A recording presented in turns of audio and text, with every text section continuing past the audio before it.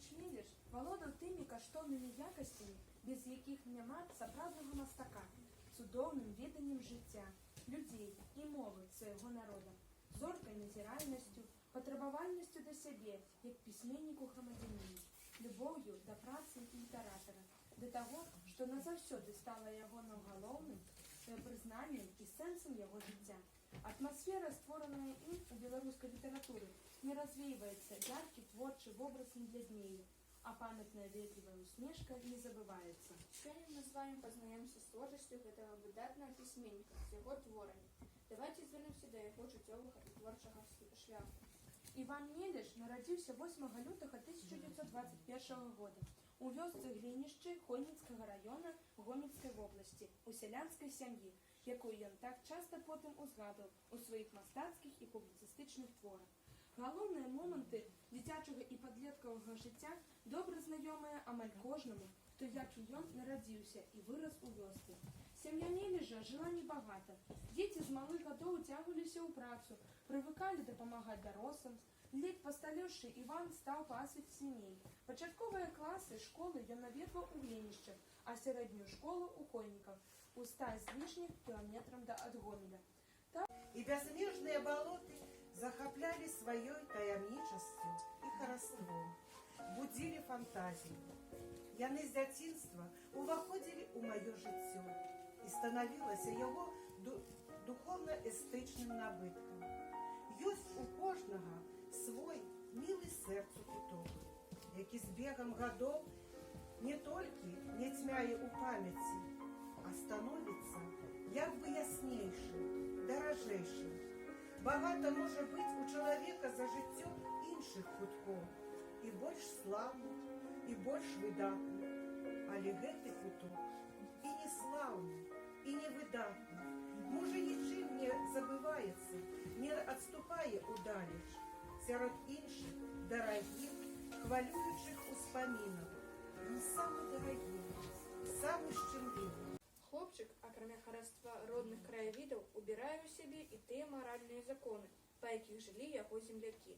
Прыкладам жыццёвай мудрасці і справядлівасці найперш была маці. Яна ведала многа песень і любіла спяваць. Гэтая любоў да народных песень перадалася і сыну. Пісьменнік захапляўся самабытным розумам маці.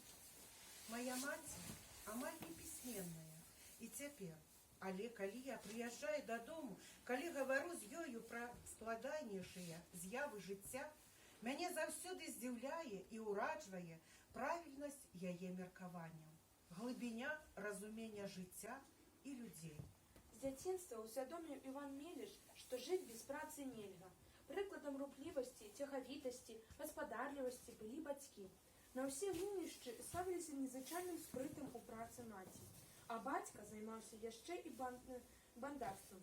З дзяцінства працаваў і Іван. Спачатку пастушком, у пагоду і непагадзь, вясною, золкай, восенню быў са статкам. Пазней былі штодзённыя няблізкія кіламетры ў школу, адначасова праца на полі, у лесе, на лузе. Вялікую ролю ў духоўным сталенні Івана Меліжа адыгралі настаўнікі. Праскоўя Андрэевна Дашко была тым цэнтрам, вакол якога у глухой палескай вёсцы ў тыя гады разгорвалася асветніцкая і культурная праца. Светлы воблік першай настаўніцы паслужыў мне правобразам паразкі ў кнігах «Подых навальніцы» і «Завеі снежань». У школе захапляўся літаратурай. Любімымі пісьменнікамі былі і Купала, Пушкін, Крапіва, Някрасаў, Трус, Лермонтаў, Шаўчэнка, Богданович і іншыя. Я нават перапісваў творы гэтых аўтараў у запаветны сшытак. Гэты факт, дарэчы, падштурхнуў і да напісання ўласных твораў.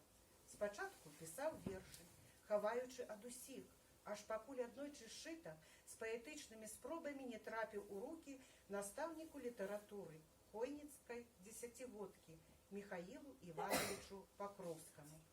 Ён прачытаў вершы і, мусіць, адчуў у іх талент.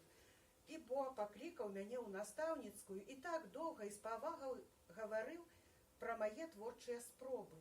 Раіў не кідаць пісаць, а працаваць сур'ёзна далей. Я выйшаў з настаўніцкай акрылённым. Іван Іван Меліш пачаў пасылаць свае творы ў розныя рэдакцыі. Яго вершы будуць апублікаваны пазней, калі юнак загненішаў закончыць школу. Меліш вучыўся добра і скончыў хонінскую дзесяцігодку залатым медалём. Закончыўшы школу, будучы пісьменнік спрабуе паступіць у Маскоўскі інстытут гісторыі, філасофіі і літаратуры. Пасля няўдачы ён вяртаецца ў Хоннікі і пачынае працаваць інструктарам райкама камсамола. На сваім нязменным веласіпедзе Меліш скалясіў увесь раён. У вольны час юнак пісаў. І нарэшце, у 1939 годзе у газеце «Чырвоная змена» быў апублікаваны першы верш «Радзіня». Усё табе прыгожа і багата, смеласць самалётаў баявых, дужасць караблёў Кронштадта, берагі гранітныя рвы, далячынь пралеглыя дарогі, спелыя жытнёвыя палі, і яшчэ не пералічыш многа, што табе навек мы аддалі. У тваіх адзіная прасторах гонар векавы наш і краса. Гарманісты песні табе дораць, песні на найлепшых галасах. Ты пачуй, у песнях тых пяецца, што ў палях, у морах і ў баю для цябе адданыя ўсім сэрцам. Недарэмна кожны год увосень сцягамі па вуліцах ідём. Мы сыноўняй клятваю прыносім імя найдарожшае тваё. Мы клянёмся за жыццё вясёлых у звоне працы, у лёце гарадоў, за вясенні вецер, што па сёлам вольна 21 раз пайшоў, за нязгасны зык крымлёўскіх зорак над палямі рознымі. Усё, сэрцы, мужнасць, дум сваіх прасторы, толькі клікні, зразу прынясём. Праз некаторы час у рэспубліканскім друку з'явілася яшчэ некалькі яго твораў. Праз год хлопец з палескай вёсачкі Глінішчы зноў паехаў у той самы Маскоўскі інстытут гісторыі, філасофіі і літаратуры. І на гэты раз Іван Меліш стаў студэнтам 1939 года і з першага курса быў прызваны ў савецкую армію. Служыў на Ўкраіне, спачатку ў Донбасе, а потым на граніцы ў Карпатах. Летом 1940 года удзельнічаў у вызваленні паўночнай Букавіны. Вялікая Айчынная вайна застала Івана Меліша на самай мяжы. Вайсковая часць, у якой ён служыў, у першыя ж дні нападу фашыстаў апынулася пад інтэнсіўнай бамбёжкай. Прыйшлося адступаць, цяжка, з баямі, з вялізнымі стратамі.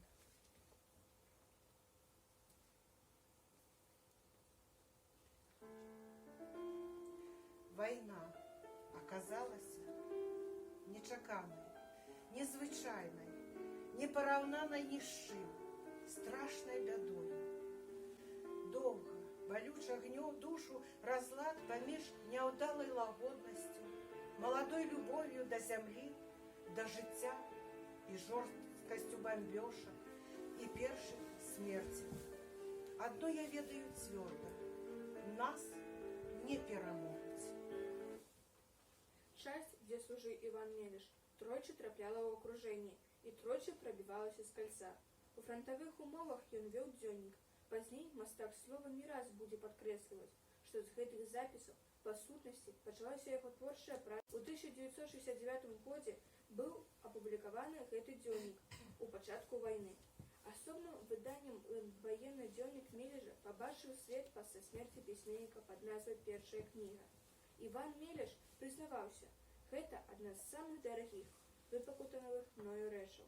У 1944 годзе ў газеце «Звязда» было апублікавана першае апавяданне Івана Меліша «Сустрэча». Праз год скончыў універсітэт і паступіў у аспірантуру, але замест навуковай працы напісаў шэраг апавяданняў, якія склалі яго першую кнігу «У завіруху». У гэтым жа годзе Іван Меліш напісаў свой першы буйны твор «Аповесць» «Гарачы жнівень». Аповесць «Гарачы жнівень» дала назву другому зборніку Меліша. Зборнік убачыў свет у 1948 годзе. У гэты зборнік увайшлі апавяданні, у якіх апавядаецца пра дзейнасць партызан, франтавікоў. У 1947 годзе Іван Мелеш пачаў працаваць над вялікім эпічным палатном, раманам «Мінскі напрамак». Пасля гэтага твора Мелеш пісаў аповесці. Большасць гэтых гадоў вызначаецца жанравай і стылёвай разнастайнасцю. Пазней пісьменнік ацаніў гэтыя хады як пошукі самого сябе, як імкненне асэнсаваць зробленае, знайсці свой твор, выпрацаваць свой стыль. Самы значны твор «Палеская хроніка». Працаваць над ёй пачаў з сярэдзіны 50-х гадоў. У 1961 годзе быў апублікаваны раман «Людзі на балоце», які з захапленнем сустрэлі чытачы. У 1962 годзе гэты твор быў адзначаны літаратурнай прэміяй імя Якуба Коласа. Другая кніга «Палескай хронікі. Подых на вальніцы» пабачыла свет у 1965 годзе. У 1972 годзе за гэтыя кнігі Івану Мележу была прысуджана Ленінская прэмія. У канцы 60-х і 70-е гады пісьменнік працягваў працу над трэцяй кнігай задуманага цыкла «Завеі снежань», якая была надрукавана ў 1976 годзе. «Палеская хроніка» была этапным творам у пісьменніцкім лёсе Івана Мележа і сведчыла пра тое, што канчаткова акрэслілася яго мастацкае аблічча. Кнігі гэтыя увабралі не толькі мой жыццёвы, але творчы вопыт. Я хацеў дасягнуць у іх сінтэзу, сплаву ўсяго карыснага, што ўдавалася здабыць за гады літаратурнай працы. Вобразы герояў трылогіі сталі ўвасабленнем нацыянальнага характару, вобразамі-тыпамі агульначалавечага гучання. І зараз мы прапануем вам урывак з рамана «Людзі на балоце». Но доўга ж гэта будзеш? Что? Доўга ж па дзевках гасаць будзеш? А хіба ўжо падысці не можна? Ха, падысці. Надто ж ты блізко падходзіш. Жарабец гуляшчы. Глядзі, каб у пялёнках байструка не прынесла на пацеку бацьку і матцы. Назнаўся пра хадоўську, не інакш. Выказаў хто-небудзь і сама, можа, расплакалася. А вы не слухайте ўсяго. Мало чого хто на пляце. Сам знаю, правду кажу. Дык вы, можа, болей за мяне самого знаете? Жаню! Жаніце, толькі не крычыце, як на парабка. Зараз жа жаню. Можна і зараз. Мне ўсё адно. Я і сам думаў уже. Пора. Дякуй Богу, за розум узявся. А то, дакуль слухаць бацьку гэтыя гаворкі, я ў хім тое, ды я ў хім другое. Ну, може, на старости уже и переживать за тебя не будем. Женись, бери Матруну Хвельчикову з Олешниц. Придання повна скриня. Корову дають. Хвельчиха сама это говорила. Постой, раскудахталась. Ну, значить, надумав. Надумав. Толькі одно. Що? Толькі кеп з тим, з ким хочу. Аге, гэта ж трэба, бацькоў ужо не трэба слухаць. Лішняе слухаць бацькоў. Ну, і каго ж ты выбраў? Ганну. Якую? Чарнушкаву. Чарнушкаву? Яе. Ой, еду? Не. У цябе тут усе капылы. Не згубіў. Ты доўга думаў? Доўга адну яе хочу. Одну яе. Гэта ж яна разарыць нас хоча. Не, обкрутила. Не кажыце, чаго не трэба. Вось, обкрутила по свету с торбой драной пустите, кусок хлеба будет просите. Тато. Дожился, выгодовал. Вось, думал, подмога нейкая будет, дожился. Яна обкрутила, завязала, голодранка такая, завязала руки, ноги, завязала байбусу такого. Я сам выбрав, яна ще й не знає. А, не знає. Ой. Не знає. Обкрутила яна, да й не знає. Не знаю. Ще може і не пойде. Не пойте. Певні вже давно сидіть, на добро наше глядіть, як это усестися. А діліться, коли хочете, але одну яє. Гэту паскудницу Ні, не дозволю. Яна не паскудніца, яна бедная, правда, але лепей за яе ў селе няма. Ні за що! Чули? Ні за що! На этого майго батьковського дозволу ні. Жаковой хаце, якая пачалася з таго вечара, калі Яўхім аб'явіў, што хоча жаніцца з Ганнаю, ішла без перамір'я. Некалькі тыдняў. Здавалася, што міру ў хаце ніколі ўжо не будзе, але неспадзявана ўпадкі стары не вытрымаў. Скарыўся. Хай будзе па-твойму, памаліўшыся, адышоўшы ад абразоў, сказаў ён Яўхіму. Не, а табе жыць з ёю. І пачалася падрыхтоўка да вяселля. А што за вяселле без каравая? Сёння ў нас ёсць магчымасць на свае вочы убачыць мясцовы абрад вёскі Ірынова у прыгожванні каравая. А пакажа гэты абрад народны фальклорны калектыў «Бабіна лета». Ішла, ішла я на караваєць, да і несла ж я коробку яєць. Ой, перейшли ж мене хлопці, дай побілі яйця в коробці. А що ж тепер будемо робити? З чим коровай будемо месіти? Де ж ти ходила, сусідочко? Каравай уже печеться. Заходь, сідай за стол, раз прийшла. О, давайте пісню поспіваємо. Ой, давайте. Коровай печі грає, заслонку отпирай. Ну, а шишечки рогожуть, вона припечок хоч. Старшая коровайниця не сиді за столом, а іди ти до печі коровая стеречь. Коровай подгорев, коб наш твар не горев. Положи на лопату, хай окрасить трету хату. Ой, правда ж, ми вже засиділися, заспивалися. Пойду до печі глядіти коровая, як не згорів. Бо так, певно, Пойду подивлюся, що там наш коровай робить. Ой, вже готовий. Готовий коровай. Пора Я вже. пив у печі, я палив печі, то мне сир і масло, моє тіло згасло. О, бачите, який коровай у нас добре тримався. Люди, а високий, який удався, поглядіти, який коровай хороший у нас. Високий, Хороший, наш високий. коровай високий, под самые облаки. Положите коровай на столе, на белом тонком полотне. Положите пока на столе, а я зараз тим часом веко принесу.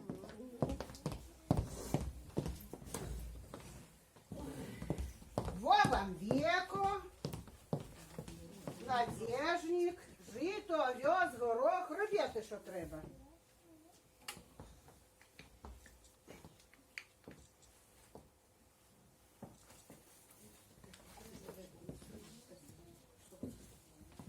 Винесете коровай, винесете, положите коровай, ви на жице, положите коровай на горосі, щоб нашим молодим повелося. Положите коровай на горосі, щоб нашим молодим повелося.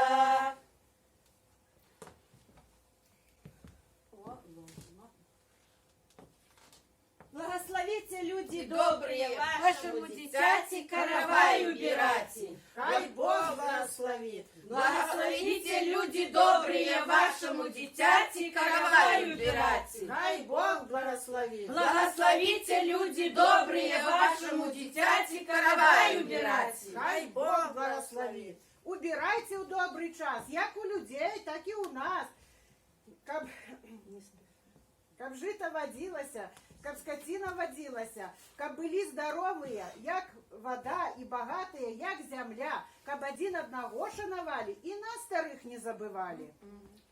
Може, вже каравай наш остив, то будемо убирати. Ну, почнемо, добрий час. Але наші каравайниці хай розкажуть, як вони печ топили, як тесто місили. Печь мы топили такими дровами, гладкими, без одного сучка, каб у молодых было життё гладкое и без сварок. А тесто мы месили не кулаками, а руками, каб молодая не ходила с синяками. А руки мыли, и эту воду, помывши руки, мы выливали под самую уродливую вишеньку, каб наши молодые были богатыми. Ну, молодые каравайницы, все вы правильно зробили, добре спекли каравай. А теперь расскажите.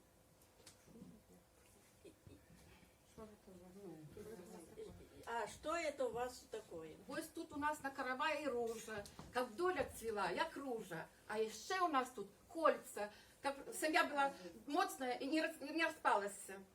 А вось бачите на караваі виноград. Гэта каб маладых было жыццё салодкім, як гэты виноград з хмелем.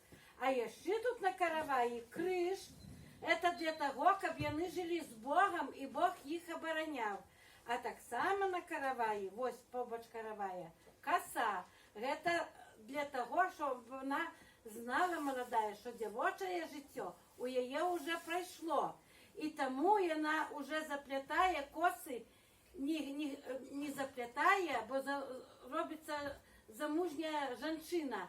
А замужнія жанчыны косы не плялі, а яны хавалі пад хустку. Вось такое вот сімвол. А яшчэ вось я зрабіла 2 голубочки, каб у наших молодых любов такая была, каб яны все жыццё варкавалі бы тыя голубки і любілі адзін аднаго.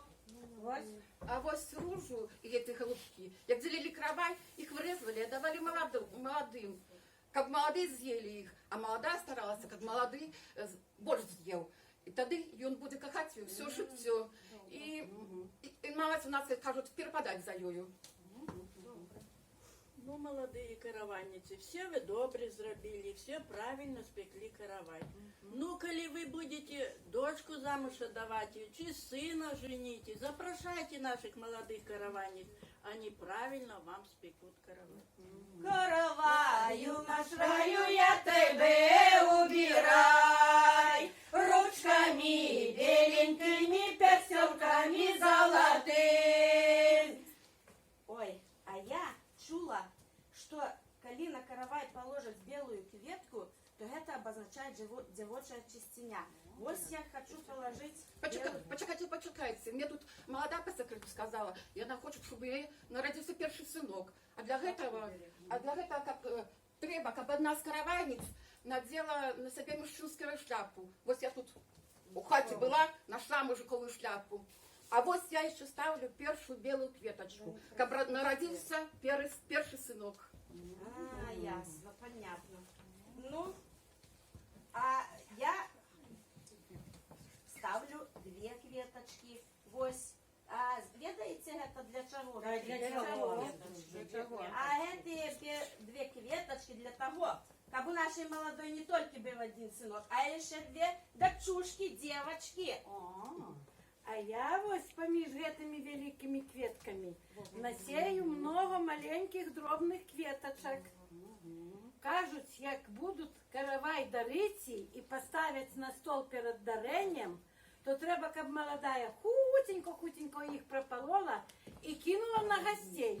Тоді її дітки будуть хутко і чисто говорити. А я ось положу гэтые кветочки льону, а это для того, щоб наша молодая бело-белила, хорошо ходила і ткала пригожие собі сорочки. Хорошо. Місячику ясний, який ти прекрасний, спустися з неба, ти на зорі треба, посвіті ясненько, щоб було відненько, коровай детям долі просите. Слухайте, а я чула, что на каравае есть такая подошва. Кто мне расскажет, что такое подошва? Ой, ну подошва, ось зараз я розкажу. Як будуть дарити і різати каравая, то эту нижнюю скоринку не режут, її оставляють целую. І вона остається целая. І молодая тоді дає молодому. І треба, щоб він її всю з'їв. Як кажуть у народі, подошву топтав, на ноги став, господаром став і хату собі збудував. Ось це так подошва означає. Понятно.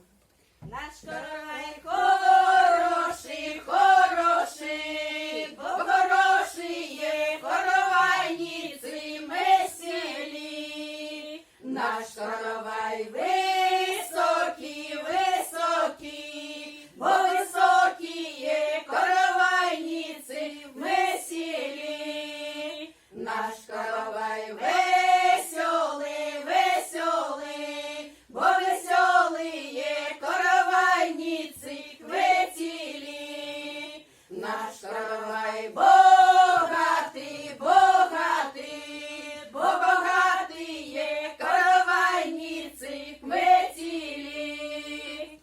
А де ваш господар подівся? Чи вон у клочі вертівся? Чому пішов сено косити?